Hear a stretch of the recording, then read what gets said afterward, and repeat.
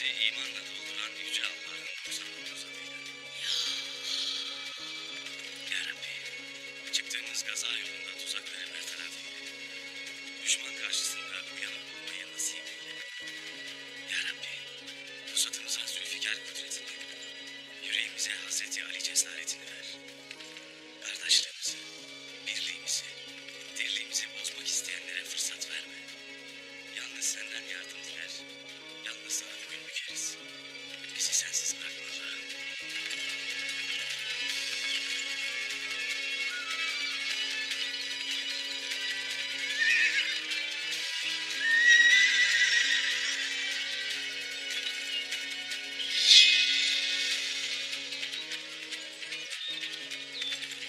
Haydır Allah! Haydır Allah! Haydır Allah! Haydır Allah! Haydır Allah! Haydır Allah! Haydır Allah! Haydır Allah!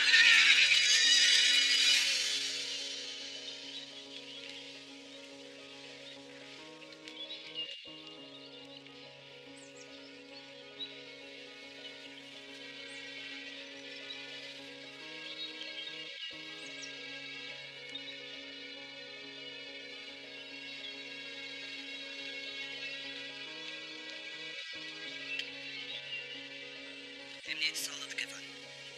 Eyvallah. Ertuğrul Bey de birazdan gelir.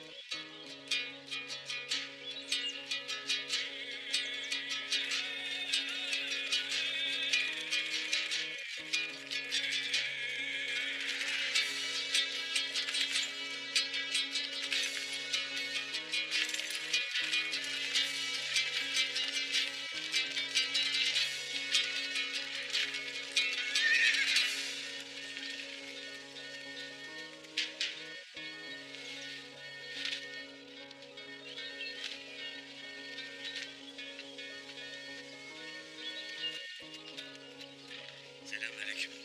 Aleykümselam.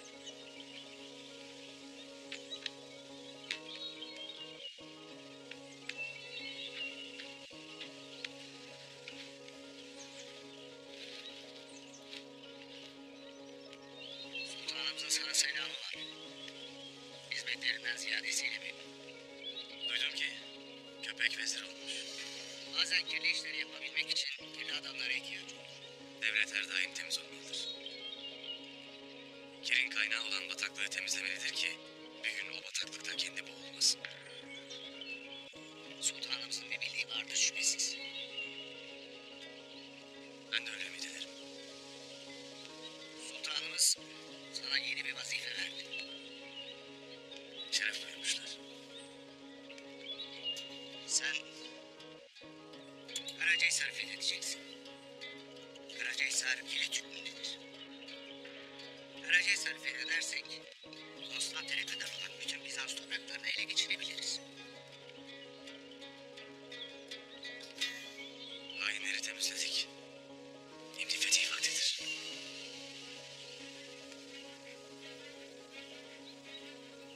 Allah'ın izniyle elimizden geleni yapacağız. Bu işi hiç kimseyi ürkütmeden yapacağız. Sen olabildiğince zayıf gözükeceksin. Hem maddi hem de ordu gücü açısından hiç kimse senden bir tehlike beklemeyecek. Uysal bir koyun olmayı beceririz. Güzel. Konstantiniyye'den gelen istihbarata göre Haçlıların yeni bir sefere hazırlandığını öğrendik. Bizi bu topraklardan kovmak niyetindeler. Biz de bu toprakları vatan kılmak niyetindeyiz. Bu sefer farklı Ertuğrul Bey. Bütün şer odakları birleşmiş. Bütün güçleriyle bize karşı saldırı hazırlandılar. Biz Türkler de var gücümüzle şehadete koşarız o vakit.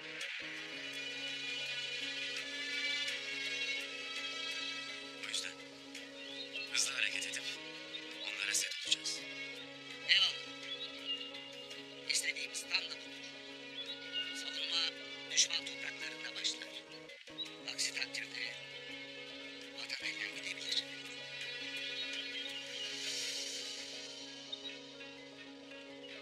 Şimdi söyleyeceklerimi iyi dinleyin.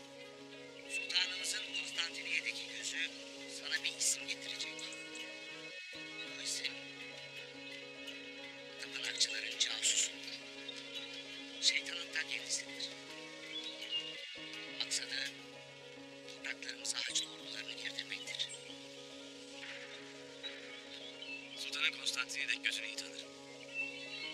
Tapınakçıların casusunu öldürmeden Karacahisar'ı fethedemeyiz. Nerede bulacağım onu?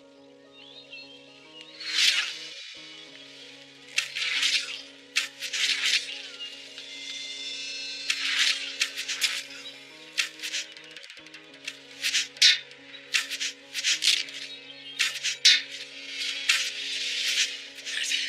Nerede?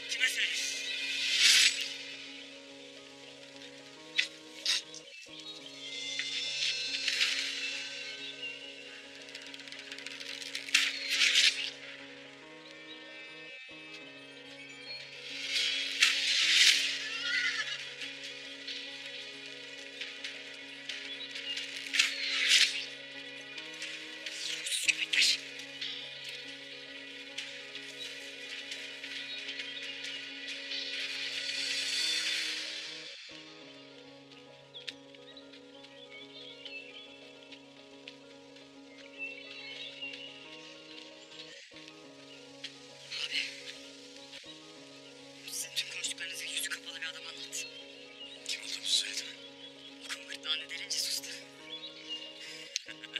Aslan parçası. Bizi çok büyük dertten kurtardın.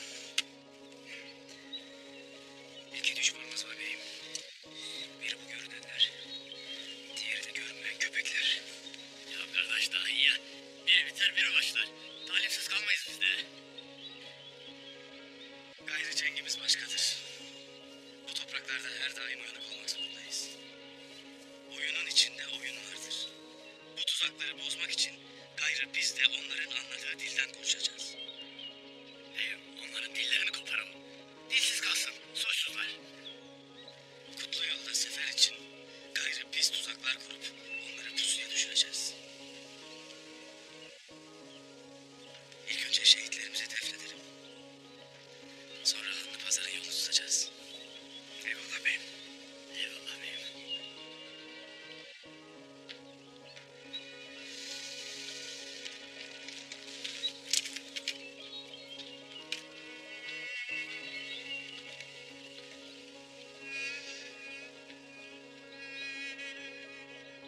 Allah yolunda öldürülenlere ölüler demeyiniz.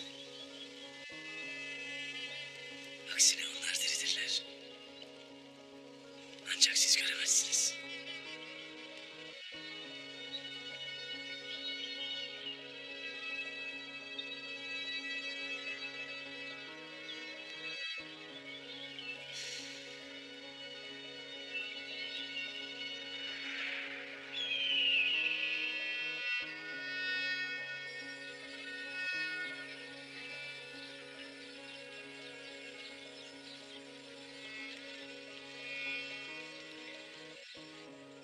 Bismillahirrahmanirrahim.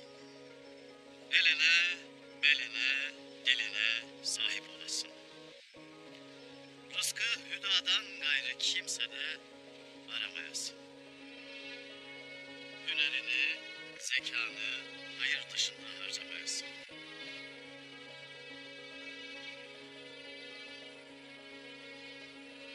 El verdim, el verdim, el verdim. El aldım, el aldım, el aldım.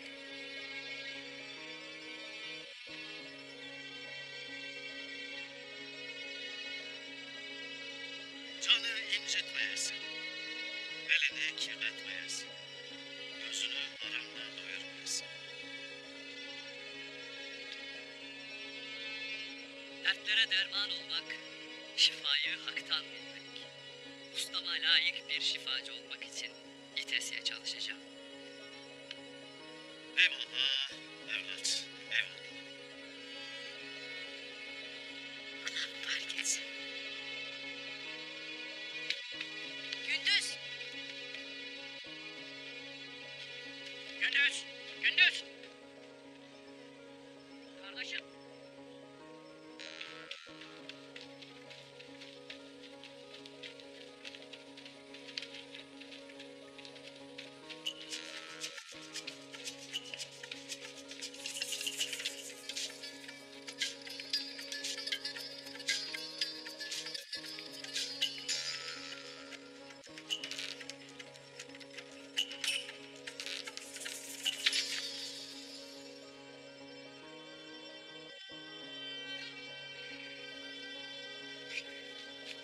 Gündüz!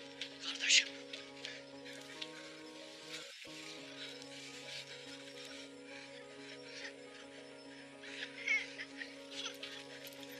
Gündüz! Ağlama benim kuzum, ne oldu? Ala kızım benim, ağlama. Ağlama. Bir yüzü kanlar içinde kalmış çocuğum. Ay. Bir çocuğa sahip çıkamıyorsun Günkut. Duymadım vallahi billahi, benim çocuğum yanmıyordu. Kızım, er dediğin düşe kalka büyür. Analar onu pusat gibi keskinleştirip çelikleştirmek için vardır. O her düştüğünde ağladığında böyle sarıp sarmalan gözyaşını dindirirsen er değil, korkak yetiştirirsin.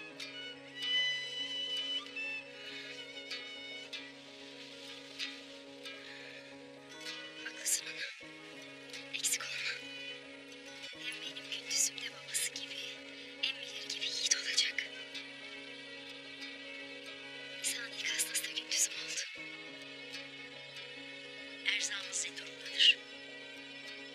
başlayacağım dağıtımına. Lakin Ertuğrul eli boş dönerse halimiz perişandır.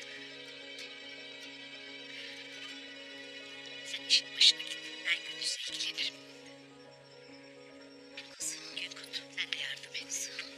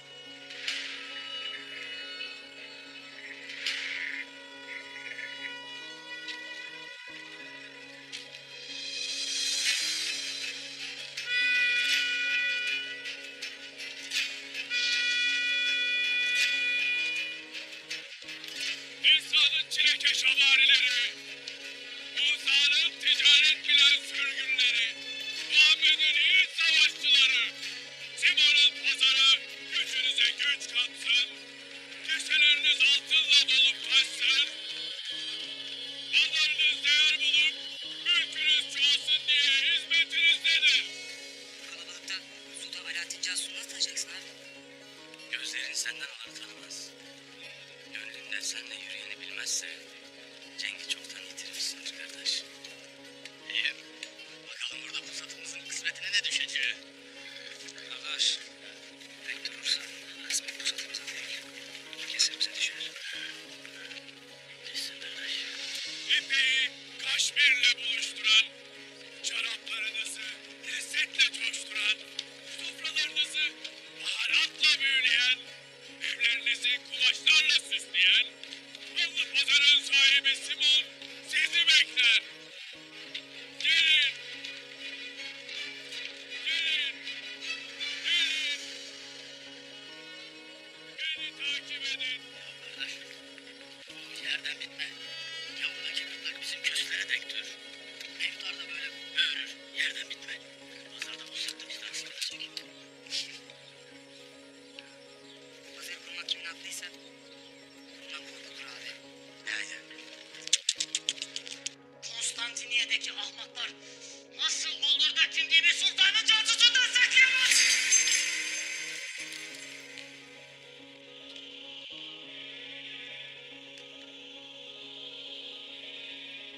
Tapınak şövalyesi olduğunuzu bilmiyorlar ama efendi Simon. Haçlı ordusuna, papaya hizmet ettiğimizi biliyorlar ama. Bu kesinlikle Büyük Üstad Benediktus'un suçudur.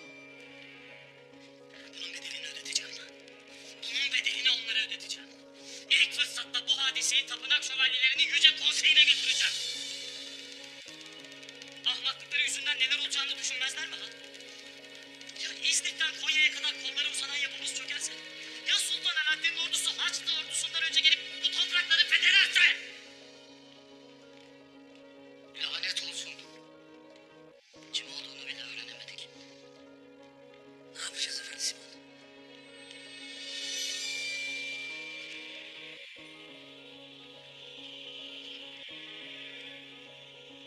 Konstantiniyye'den gelen adamı yakalarsak her şeyi çözebiliriz değil mi? Pazar bugün açılıyor. Binlerce adam olacak. Onu nasıl tanıyacağım? Konstantiniyye'den geldiğine göre sultanın casusu sıradan biri olamaz. En güvendiğimiz kişinin kılığında olacaktır. Olsa olsa bir şövalye bulacaktır. Sizden korkulur efendi Simon.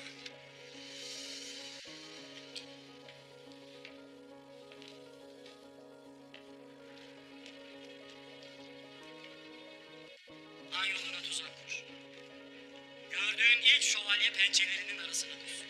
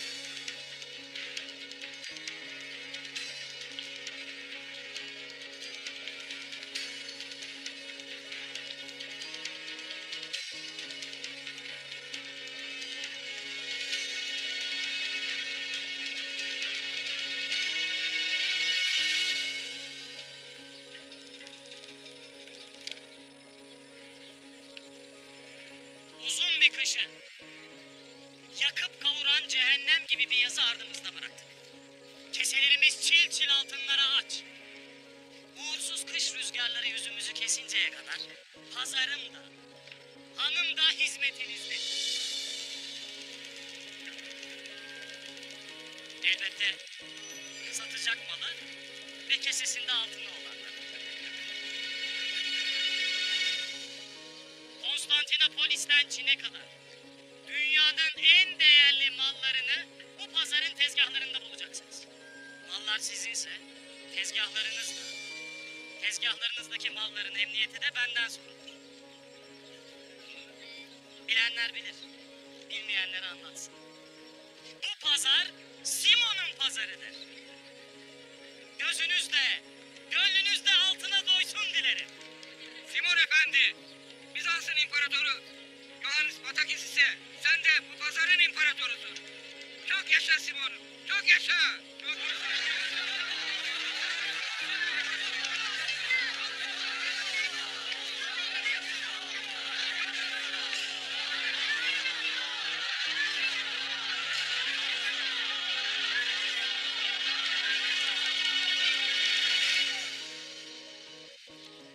Kardeşim Maria bu akşam sizin için büyük bir hazırlık yaptı.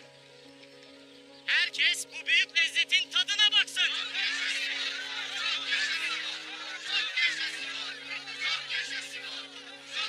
Kaya boyundan Ertuğrul Bey. Demek yolun pazara da düşermiş ha. Çavdar Tatarlarından Ural Bey. Duydum ki pazarlar yiğit görmek istermiş. Biz de girelim dedik. Onca yola şu postları satmak için mi geldin Ertuğrul Bey? Değil bana. Pazarda hiç kimse. Biraz dünyanı tanı Ertuğrul Bey. Tanı şu dünyayı. Bak adamlar Çin'den, Venedik'ten, Hindistan'dan bir kervan dolusu mal getiriyor. Sen burnunun ucundaki pazara 3-5 leşin postunu getiriyorsun.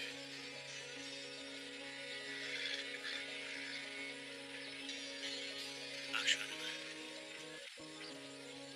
Her gün kesesine senin ömrün boyunca göremeyeceğin kadar altın giriyor. Niye biliyor musun? Pusatı yerine zekasını çalıştırıyordu ondan. Aman ha dikkatli olun. Siz mal alıp satmasını da bilmezsiniz. Postlarınız ucuza gitmesin. Babaya eliniz boş dönmeyesin. Ağabey. Pusatımın altında kıvranırken altınlarını feda etmek isteyen nice insan tanıdım. Lakin altınlar için pusatını feda eden bir yiğit tanımadım. Zeki adamsın Ertuğrul Bey. Bak buradaki adamlar ünlü pusatının çengin peşinde değil. Ya sen? Altının peşindesin. Hadi uğurlar olsun. Dediklerimi unutmayasın. Dikkatli olun. İlk şaraplar benden.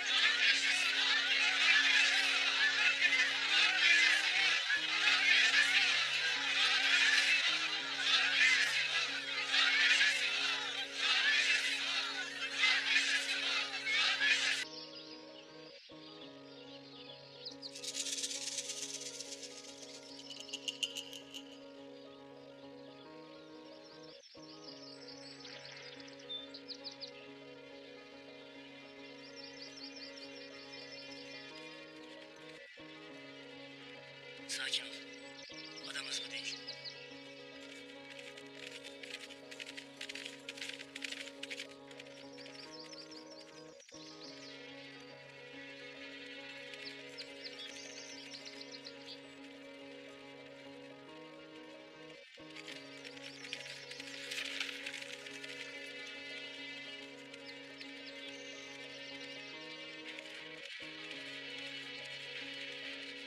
Geliyor soysuz.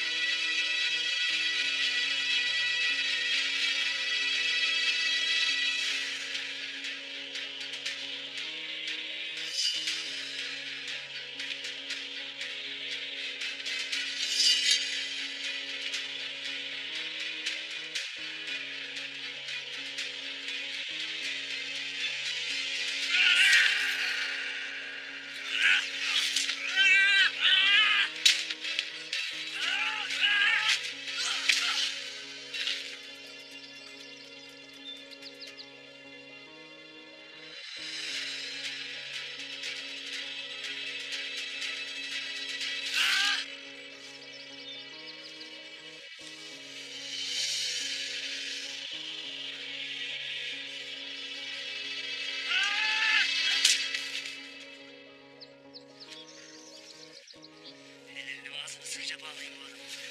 Bize canlı lazım usulsüz.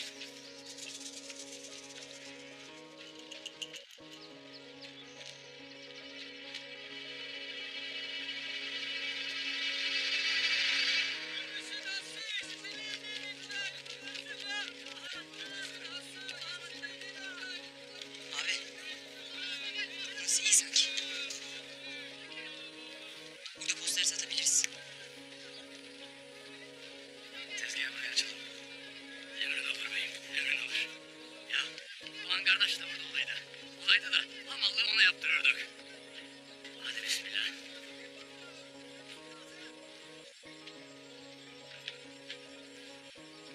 Ben etrafı kolaçan edeceğim. Tezgah size emanet. Turgut, buyur beyim. Sen de bu olayları alacağım esnaflarla olacaksın. Emrin olur beyim.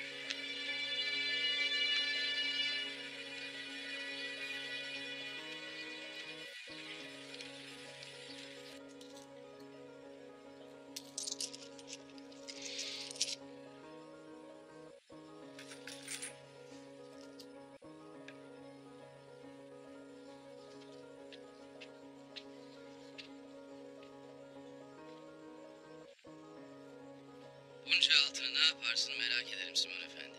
Merak iyidir Ural Bey. Duydum ki Toplamış Bey de senin ne altlar karıştırdığını merak edip dururmuş. Herkese senin hakkında sorular sorarmış. Uğursuz köpek. Belasını arıyor.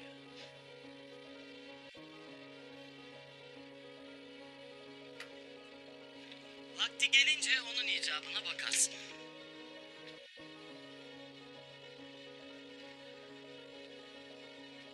Sana iyi haberlerim de var. Sultan Alaaddin'in has adamı neydi adı? Saadettin köpek. Heh, işte o. Konya'dan gelen bir tüccardan öğrendim. Sultanın sarayına vezir olmuş. Gayrı arkam sağlam demektir. Konya'dan gelecek mallar bundan sonra senden sorulacak. İyi kazanacaksın. Eğer yanlış yapmazsan sen de kazanırsın. Ama yanlışını görürsen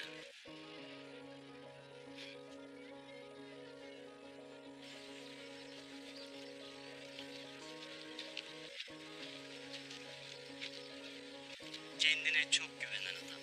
Kim bu? Seninle konuşurken gördüm. Süleyman Şahoğlu Ertuğrul.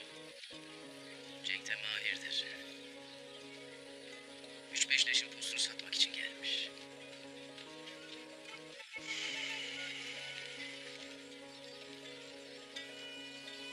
Ama sanki gözleri başka bir şeyin peşindeymiş gibi.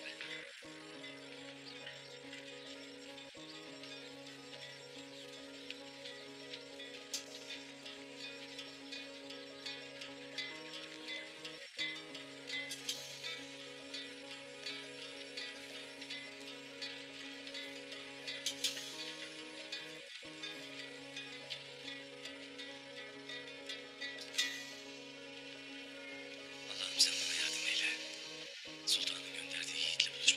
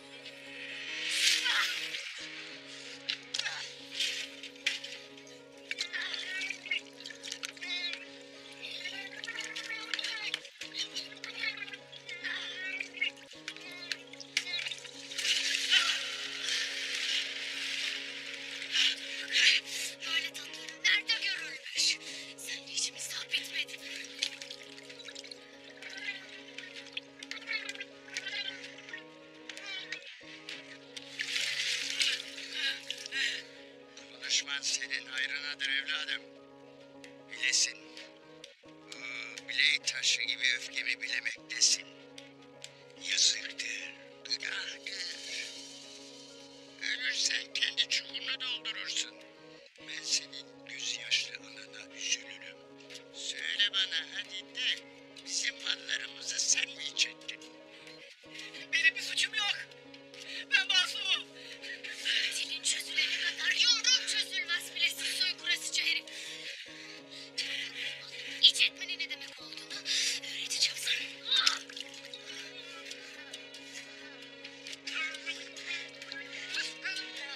Çok zor.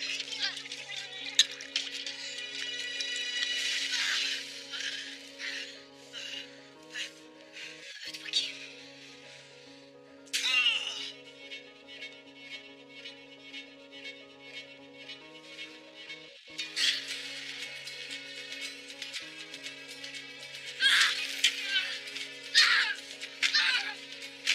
Aslan!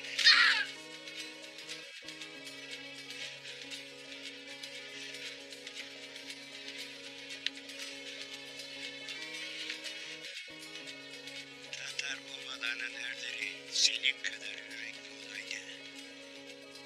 Düşmanın şerri bize bayram olurdu kızım. Konuca.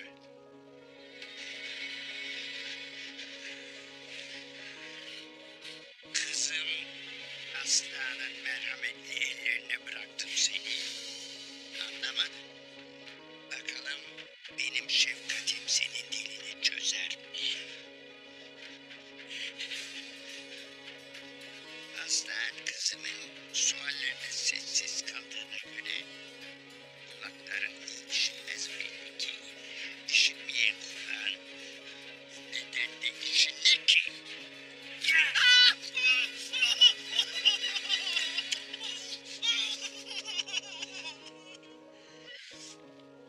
Bakalım bu kulağın işitir mi? De bana evladım, bizim mallar sana nasıl geldi? Kiminle iş tuttun? Orhan Bey. Ne dedin sen? Ne dedin? Oğlum Orhan Bey. Her şey o piyanoda benim suçum yok.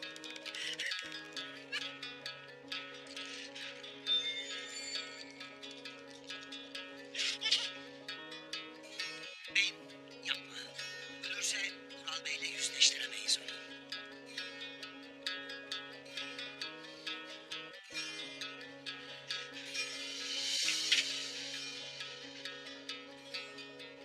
Kutluca, git hemen Ural Bey'i buraya çağır. Emrin olur beyim. Hemen. Çoktamış. Aslan. Ne kararmış gök. Ne çorak toprak. Ne nasipsiz kuşlar. Ne bir Adem evladı bu duyduklarımı işitmeyecek. Anlaşıldı mı?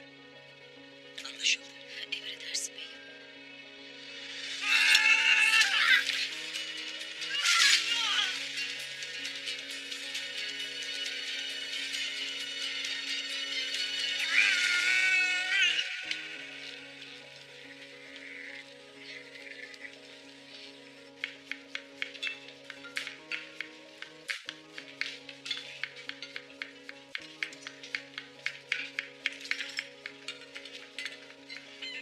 Ural Bey'in yahnisi hazır. Kim götürecek? Ben götürürüm.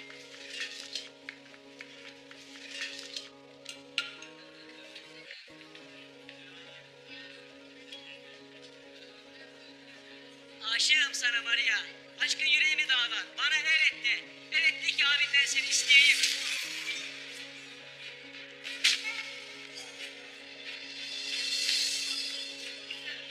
Kellen gövdene ağır geldi demek Petro.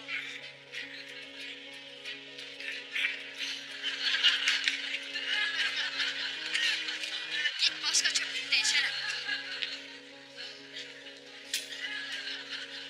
Bu seferlik hakkım bu.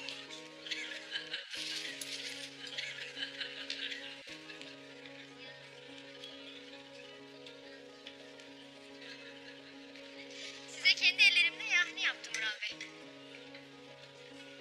Kıymetini bil Ural Bey. Maria herkese hizmet etmez. Eksik olma Maria. Ellerin dert görmesin.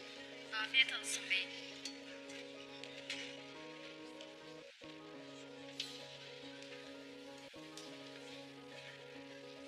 Sen de iyi bilirsin ki Simon Efendi, bu diyarlarda güç her şeydir.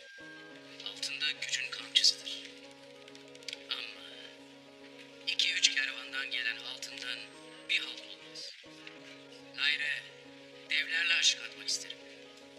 Bunun da vakti gelmiştir. Bu dediklerini baban Candar Bey'e de dedin mi? Babama karıştırma Simon.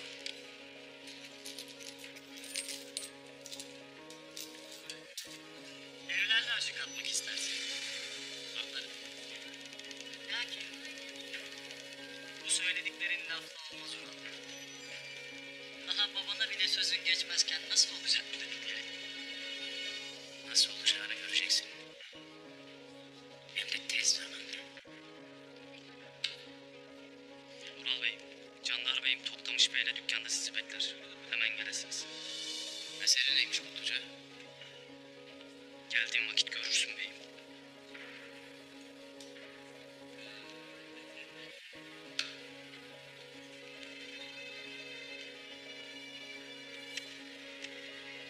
Toptamış başına bela olacak demiştim. Toktamış. Eğer dediğin gibi ise Toktamış'ın eceli benden olacaktır. Sen yeter ki kararını ver. Gerisini ben hallederim. Ama dikkat et. Babanın elinden olmasın ölümüse. Azrail'le anlaşmam var Simon Efendi. Ben bu hayattan intikamımı almadığım sürece beni ziyarete gelmeyecek. Sen gerekeni yap. En kudretlisinden ölümle şenlensin o.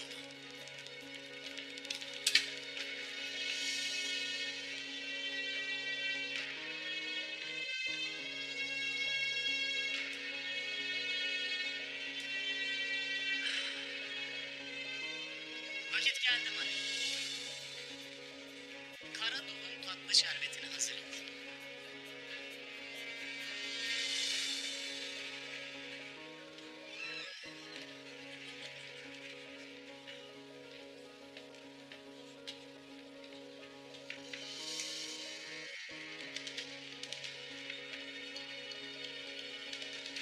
Av tuzağa düştü efendisi.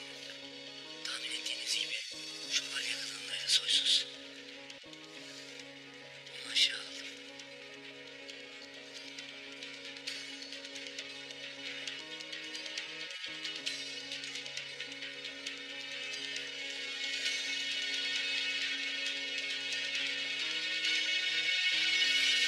Batuhan, her şey hazırlıklı ol. Bu dükkana girmek var çıkmak yok. Eğer bana bir şey olursa Çolpan Hatun'u obadan çıkaracaksın. Merak etme beyim.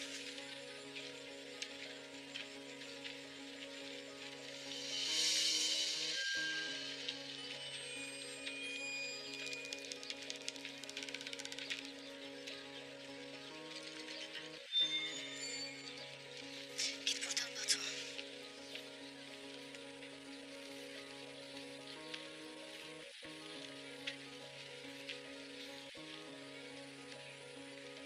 Gözlerin sırçadan gibidir aslan. İçindekini görmemek için kör olmak gerekir. Hayırdır? Sırça gözlerim ihanet görmüştür abi. Vakit gözlerin adaletini de görsün kardeşim. Görsün ki bu güzel gözlerin ağabeyine umut versin.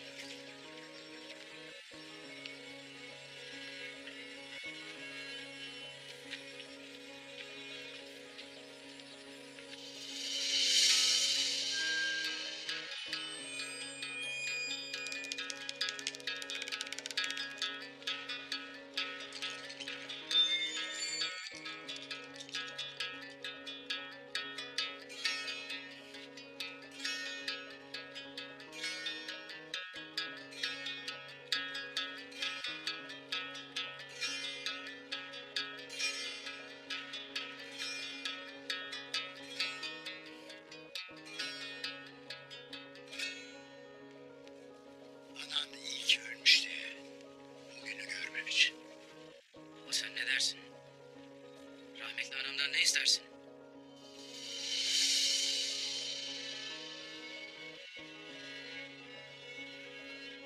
Sana baktıkça ananın o güzel yüzünü görürüm. Genç yaşta öldüğü için şükrederim. Şükrederim ki içindeki ihaneti görmedi. Baba, anamın adını ağzına alma. Benim hakkımda kim iftira attı sana, onu de. Şu yerde yatan it mi? Ne dedi sana? Benim altınlarım yetmedi. Şimdi obanın altınlarına mı göz diktin? Ben ne obanın hakkını ne de senin hakkını yedim. Ticaretin kaidelerini benden daha iyi bilirsin baba.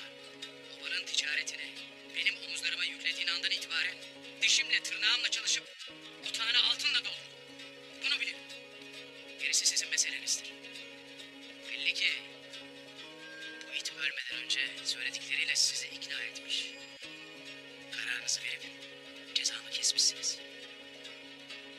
İnandınız sizde kalsın. Sen bana düşen bedeli söyle baba. Kızılırmak kadar kanın denizlere aksa bu günahını temizler mi sanırsın Ural? Her şeyi bilirim. Bu it gebermeden evvel her şeyi anlattı bana. Daha ne söylersin? Ne dilerim?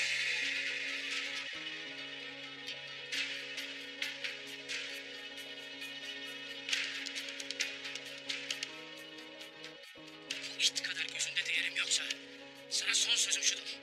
Beni sana satan, iftira atan her kimse babayla oğul arasına girmek isteyendir.